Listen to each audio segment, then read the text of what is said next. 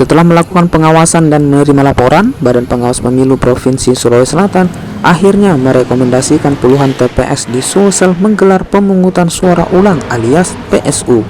Total ada 23 TPS yang harus menggelar PSU di Sulsel. Ketetapan ini diambil setelah Bawaslu menemukan pelanggaran saat proses pemungutan suara pada 27 November 2024 lalu. Salah satu yang menyebabkan PSU adalah misalnya ada pembukaan dokumen atau kotak suara yang tidak sesuai prosedur.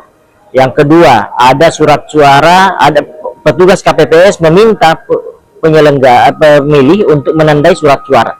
Jadi yang disalahkan di situ adalah petugas KPPS jika meminta, apalagi kalau dia sendiri yang menandai. Nah, kasus ada yang menandai, bahkan ada KPPS yang menulis surat namanya, misalnya nama Nila, tulis di surat suara dikasihkan, itu kan melanggar. Tidak boleh memperlakukan surat suara kecuali hanya mencoblos dengan alat yang disediakan oleh KPU. Nah, ada juga kita PSU-kan karena itu.